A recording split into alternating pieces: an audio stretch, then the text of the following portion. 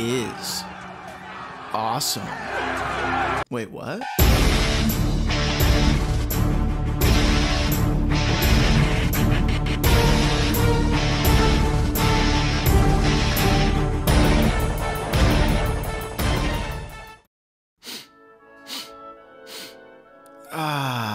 I love the smell of napalm and BO in the morning. The sound of children at play. Want to sniff some crack with me? Perhaps even the sound of gunfire in the distance as zombies tear down the boarded up windows to your crack house? Wait, are these crack houses? Black Ops1, Modern Warfare 2. Many would consider these two games to be the golden age of the Call of Duty franchise. Peak sales, peak player numbers, it felt like everyone was playing Call of Duty. The only thing separating you in a Rust lobby filled with every boy in school were the third generation of console wars, which destroyed thousands of friendships and continues to this very day. But what I find so fascinating about Black Ops 1 and Modern Warfare 2 is that within the framework of Call of Duty, both games managed to create great experiences that couldn't be more different. Hey, your daddy look like Ellen DeGeneres. Treyarch and Infinity Ward are like two brothers, so alike and yet so different, forever trapped in a game of one-upsmanship to please Daddy Activision. When one puts out a great game, the other looks over fondly and says, "Dear God, it's beautiful."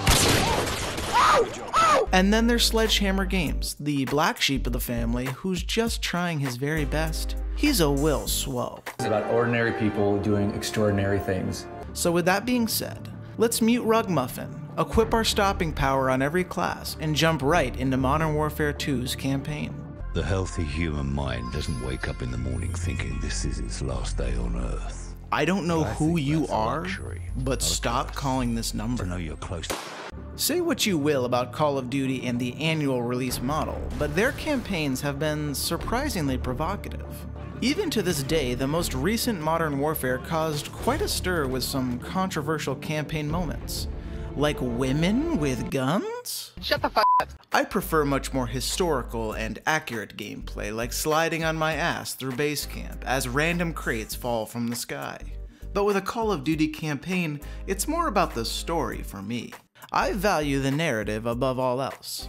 Is the campaign interesting? Surprising? Thought-provoking? I don't want to regret those 5 hours I hip-fired my way through Recruit after giving up 10 minutes into Veteran. Whee! I'm playing with my feet right now. Modern Warfare 2 established that trend of shocking players with their story that, shockingly, takes place in modern day. The story constantly deceives and subverts the viewer's expectations. Oh, I'm playing as Army Rangers Private Joseph Allen. Bright-eyed. Bushy-tailed? Fresh off the training block, he's dead. Like Game of Thrones, Modern Warfare 2 makes you feel like nobody is safe. Any character could die at any moment, and that makes the whole experience more fun. The game questions your morality, putting you in precarious situations and seeing how you'll react. Infamously, Modern Warfare 2 gave little children, myself included, a giant machine gun and said, F is for friends who do stuff together, U is for you and me, N is for no. But all this shock value and gore eventually culminates in one of gaming's greatest, saddest, and most memorable moments. Your assumed leader and narrator throughout much of the game, General Shepard, isn't what he seems. Pretty cool guy, actually. Hey, yo, Shep, what's up, baby? Dude, the grenades were insane, man. They were everywhere. I mean, every which way you look, this veteran mode is just crazy. Wait, is this because I played the Black Ops campaign earlier? This is a total overreaction, man. What the fuck? Stop calling this number for the last goddamn day. An entire generation of young men betrayed by their father figure.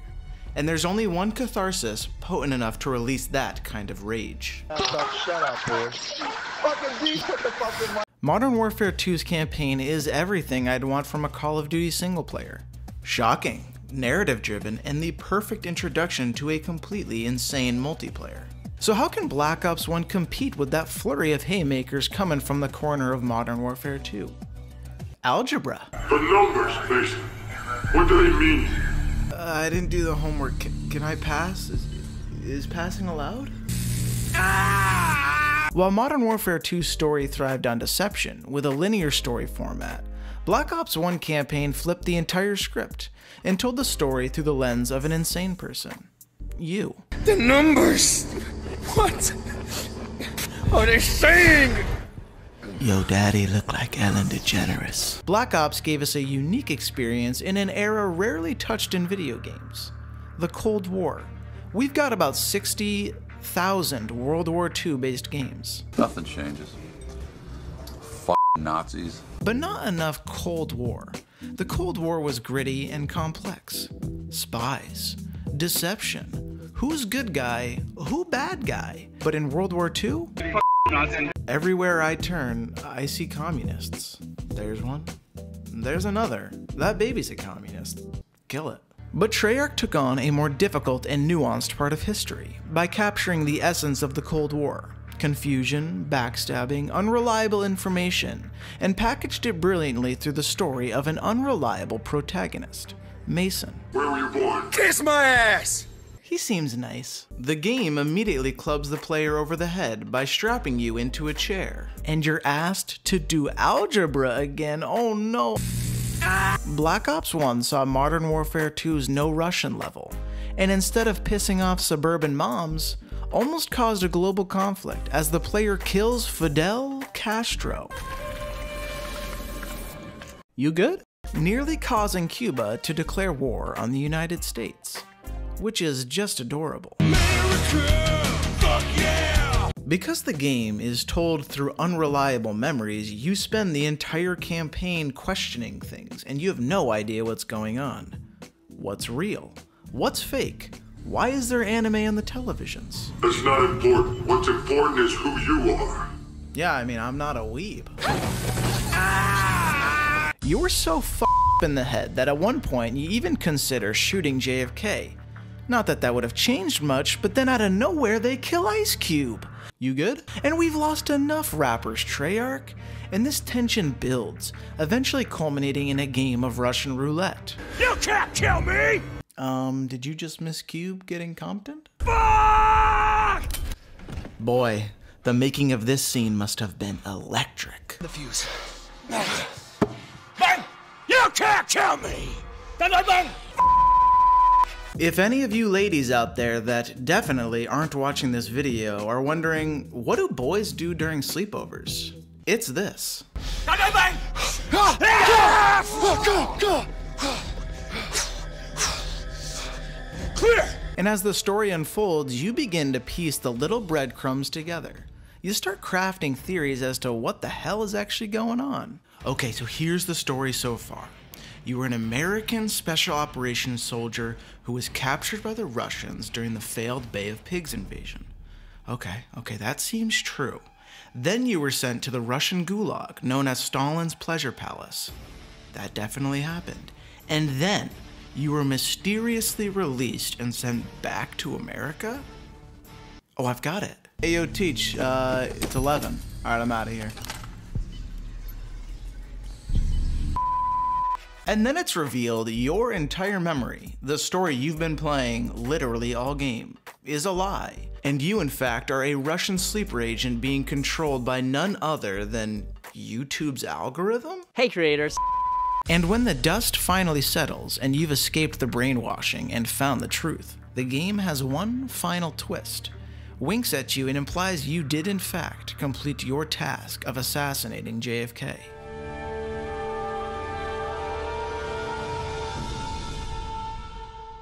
Ascension. Both campaigns constantly gut punch you over and over and over again in two distinctly different styles, and eventually you just submit and say, I'm not playing anymore. And go online to do what Call of Duty is really about. Killing people, getting violent, and letting out those dark urges. Eat my ass like... Modern Warfare 2's multiplayer had colossal shoes to fill, coming off perhaps one of the most beloved shooters of all time, with Call of Duty 4 Modern Warfare. Higher expectations, more hype, more warfare that's moderner. Infinity Ward must have been feeling the heat and thinking to themselves,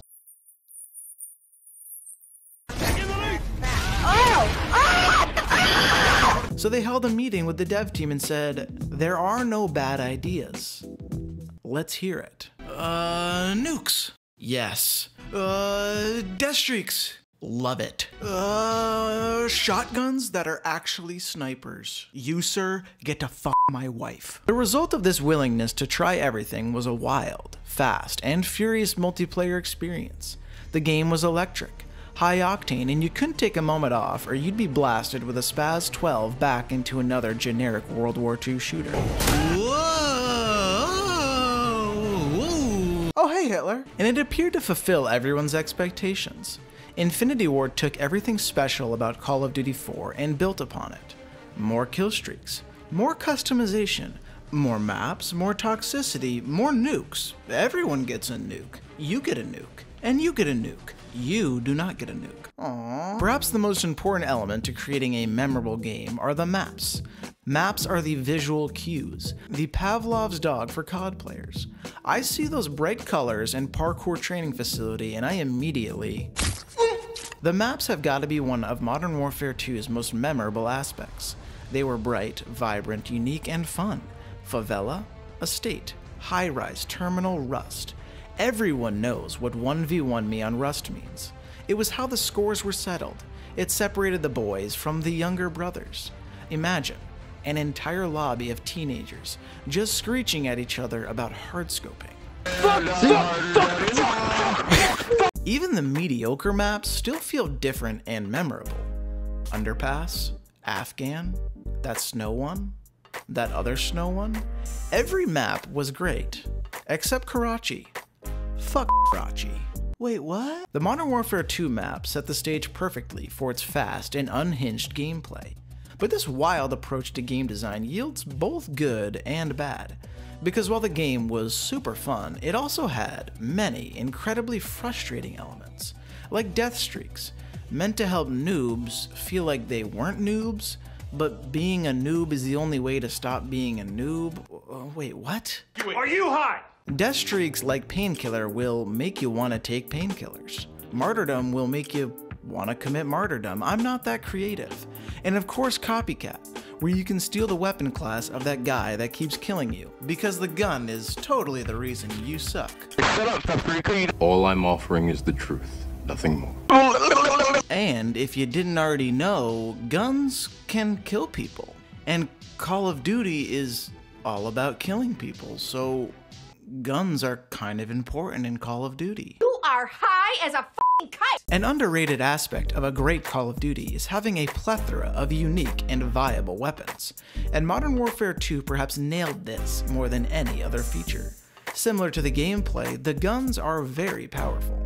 Almost every weapon feels, looks, and sounds so unique, and they are all rewarding to use. When I decapitate the real Johnny Sins with my Barrett 50 cal and hear that robust, I have but one Pavlovian response.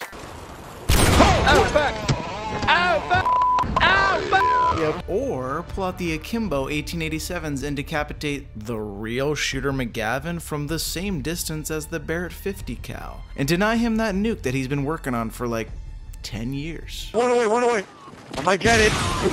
Gold jacket! The SMGs can play like ARs, the ARs like SMGs, and nobody will use the LMGs, a valued COD tradition. We're weapon fluid here because weapon viability is actually just a spectrum. If your sniper feels like a shotgun, let it be a shotgun. Ow! But enough about those murder toys. Let's talk about those vehicles of mass destruction. Kill streaks need to strike the perfect balance of being rewarding and difficult to attain. In Modern Warfare 2, the kill streaks are very fun. Predator missiles, the Harrier, the Chopper Gunner if you're a child, and the AC-130 if you're a man. When you first enter the Chopper Gunner, you'll be saying, "Now I am become death, the destroyer of worlds." You feel like God himself, raining hellfire down. You're powerful, unstoppable, relentless. Just hold that R1 button down. Aim at those pretty red squares and don't worry about what they are, and your score will rise. But in the insane world of Modern Warfare 2, not even gods are safe.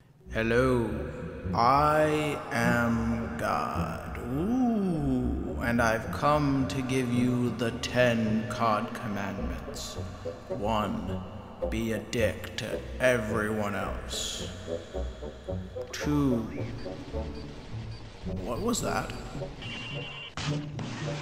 I'm super serial, guys. What the hell was that? You guys are total dicks. But hold on to your Cheerios, kids, because some people are about to leave the video. The tactical nuke was not a good thing. That's a filthy lie! You're up 199-1 in domination because you've been slamming that B objective so hard all game. I'm so horny. But a guy named Feed Bears has actually been playing Team Deathmatch all game in a bush in the corner of the map, and just so happened to get his tactical nuke, so... Better luck next year! Insane guns, insane kill streaks, insane people. I'm overwhelmed and I'm having fun, but an evil lurked beneath the surface of Modern Warfare 2's ambition. One-man army, danger close, noob tubes, where people can endlessly resupply their mini nukes that cross the map and murder anyone even thinking about playing the game. Whoa, wait, what'd you see? I don't know. I don't want to know. I'm out. And gamer girls got so good with these that they learned all the little spawns and tricks to piss everyone off, I guess. Some men aren't looking for anything logical, like money. They can't be bought, bullied, reasoned, or negotiated with. Some men just want to watch the world burn. And eventually, one-man army noob tubes severely damaged the Modern Warfare 2 party and ruined the fun for many people.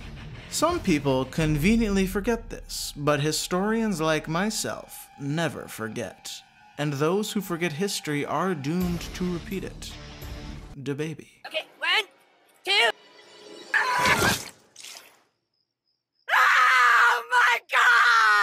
Modern Warfare 2 shined bright, and those 6 months of majesty were absolutely worth the burnout.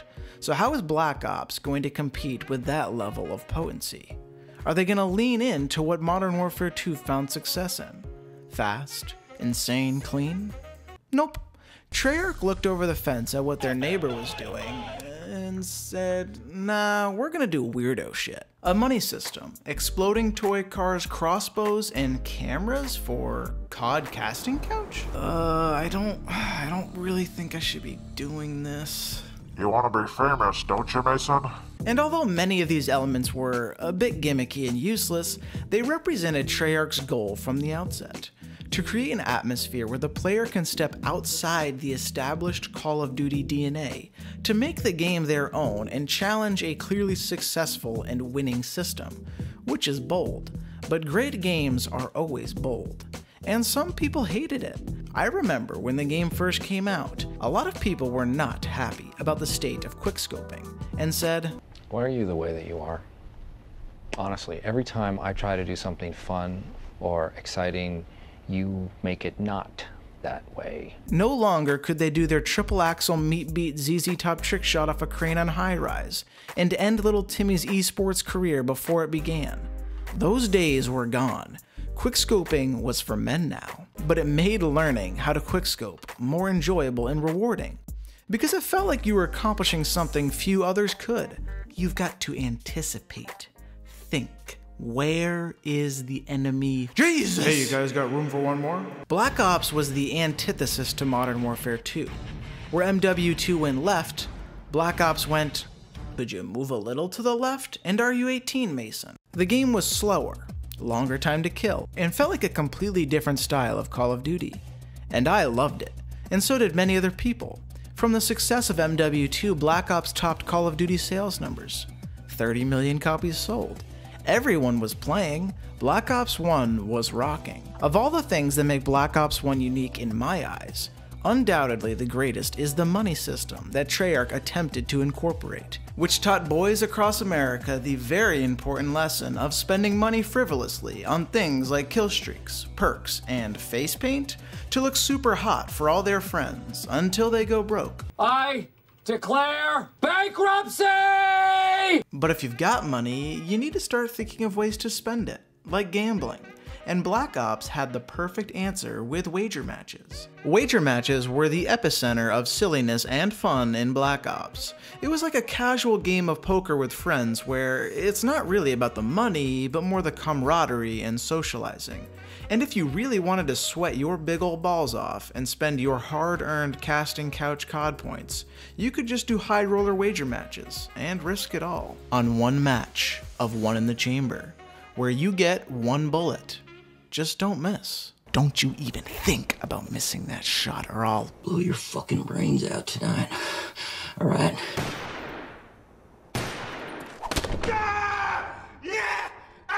But besides being a reason to swing a giant ball into your ball sack, wager matches were truly about having fun. Dance parties with friends in One in the Chamber, where we'd all go into a lobby with one random, meet up in a specific part of the map and play loud music on the in-game chat, and dance until the random inevitably found us. And when the first of us was murdered, we'd all run and say, Everybody panic!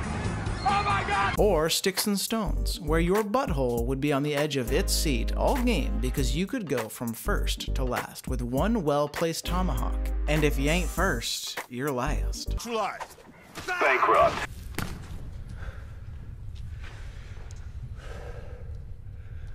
Such a waste. But obviously, the most legendary and well-remembered wager match was Gun Game, where for the first and last time, free-for-all was a fun game type, where every kill gave the player a new gun, and if you got knifed, you went back a weapon. Please stop! Please stop! But for me, Gun Game represented a valuable opportunity to make everyone hate me by knifing only and constantly resetting their gun rank. Humiliation. Oh my god! Oh my god! Oh my god! But all this knifing creates bad karma, and eventually you get knifed after trying to crossbow people for like 3 minutes, and say, I've made a huge mistake. Modern Warfare 2 found success in creating a rewarding experience for seemingly every gun in the game, but Black Ops, perhaps on accident, created a gun system that resulted in a different sort of enjoyment. In Black Ops, many of the guns felt and looked very similar, and the FAMAS was by far the best gun in the game. Now, having one overpowered weapon isn't ideal, but it opens up another avenue for fun within the game. You could either try hard with the FAMAS, or say, what's that?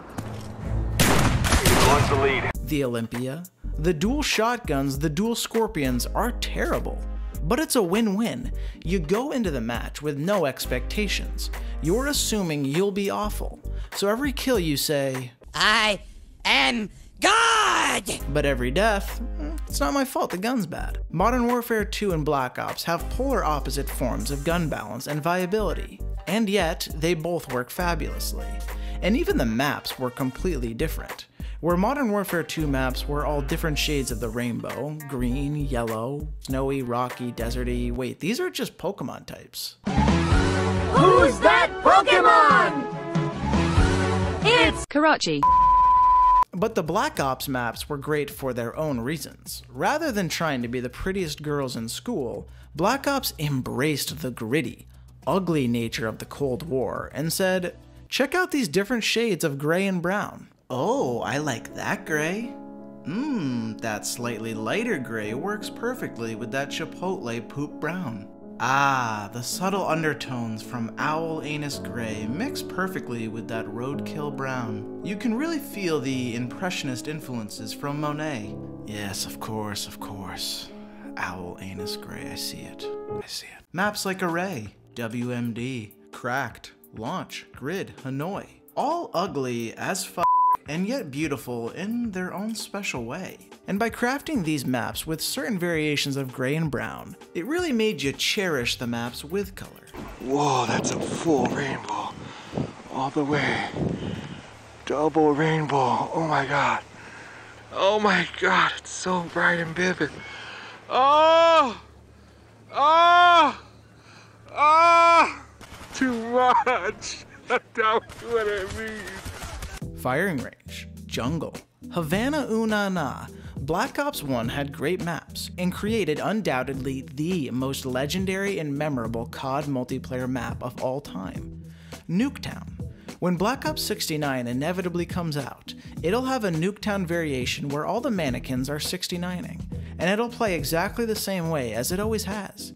You'll either bend over and spawn trap the other team, and start fighting with your teammates about who gets to call in the next chopper gunner and who flipped the spawn! You blew it! Or you're gonna get bent over and spawn trapped, and beg forgiveness from the Old Testament God for being a meanie earlier in the video.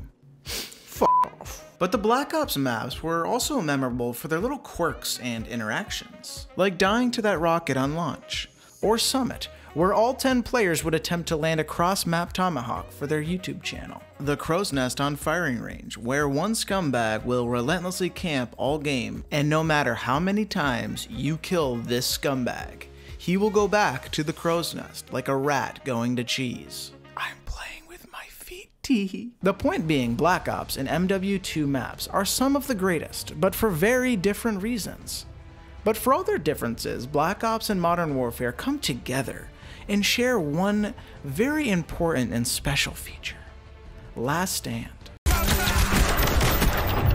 That seems about right. Like NoobTubes in Modern Warfare 2's Second Chance was Black Ops' dark side. NoobTubers are like the Joker, they just want to watch the world burn. But Second Chancers are more like Thanos, as they cling to life so hard that it turns to sawdust in their hands, and ruins it for everyone else. I am inevitable. But when multiplayer can't tickle your pickle anymore, both Black Ops and Modern Warfare 2 have two distinct yet effective answers: Spec Ops and Zombies, where one provides a wide variation of linear missions to play with your friends to decompress. Zombies is a repetitive playground where the player creates and generates their own experience. Two opposite approaches to the same problem. Spec Ops had great missions, like the one where you're on a snowmobile, that snowy sniper one, and the Gulag where you have to watch your friend take a shit. I wanna watch. Spec Ops was a neat challenge to escape multiplayer where you could attempt to get 3 stars on every single mission. A direct and clear objective which can be very challenging yet fulfilling. For example, you only get 1 star on the Gulag level for just watching. To get 3 stars, you must take those extra difficult steps. Flush the toilet. You're really gonna hammer it down there. And when you finally, after hours and hours of grinding with your friends, get that meaningless 3rd star, you say, I can't believe it's all over. What do we do now? What do you mean?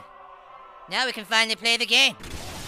Then head on over to Halloween Town with Zombies, where anything goes, brimming with Easter eggs, tricks, secrets. You feel like there is always something new to discover. You'll find a random teddy bear, start avidly hunting for that next Easter egg, and then, after 10 hours of failure, that crawler you created doesn't even want to play with you anymore. Kill me! When multiplayer got too stressful with gambling addiction, money problems, and various shades of gray, I could always escape it all with a little Zombies. KINO der TOTEN, translated from German, means the theater of teabagging. I'm 3 Red Bulls deep on an 8-hour Zombies bender that'll have my parents Googling Fortnite addiction rehab centers. And in that deep exhaustion, my subconscious is able to emerge and says, get some help. And that is what Zombies is all about. And the cherry on top are the silly characters that add personality and depth to the experience, all fitting neatly into their little stereotypes. The Russian who loves vodka. This almost as strong as the best Russian vodka. The American who's super cocky and loud. Hell yes! Bring it, you nasty squags! The Japanese guy who sounds Japanese. Oh, I am honored. And of course, the lovable Nazi who has such a silly voice. Can it be the DG3? The DG3 that's just for me? Oh ha ha ha. Millions of dead, what a cutie. I gotta bring Easter eggs up for a second again because some of these were straight up bonkers. Okay, first you gotta coordinate the colors. Then shoot the satellite dish with the ray gun. Okay, you still with me? Okay, go kick the soccer ball around, which releases this little girl from a pyramid. Standard stuff. Then you're gonna go back to the crack house, grab this videotape, and play it on the projector. Then you're gonna ask Madden, run Spider 2Y Banana, grab your Warthog, and head on down to Raccoon City Police Station and play Resident Evil instead. Modern Warfare 2 and Black Ops are fascinating because in many respects they represent two poles within the DNA of Call of Duty. Modern Warfare 2 representing pure gameplay, fast pace, let's just dump everything in and see what comes out. He didn't make it. Whereas Black Ops stands on the other side of the pole, representing creativity, alternative styles of play, and just being weird as fuck. Yes! Yes! And they both work, and we love them for it. Of all the ways that Modern Warfare 2 and Black Ops 1 are incredibly different, their underlying success lies in a few common factors. Memorable and well-crafted maps, a willingness to be different and outlandish, and opportunities to allow players to craft their own style of playing the game. Whether it be gun variation or unique equipment usage, both games offer the players to continually discover new ways of approaching the game. But at the end of the day, Call of Duty has taught me and people all over the world valuable lessons. Like, don't trust anyone, even yourself. Some people just want to watch the world burn. Gambling addiction is totally cool. War is awesome. And finally, I don't want to take my shirt off. Do not f*** me, Mason. I know when you're lying. You're right, I do want to take my shirt off. My patron Manderson loves slightly ripe bananas.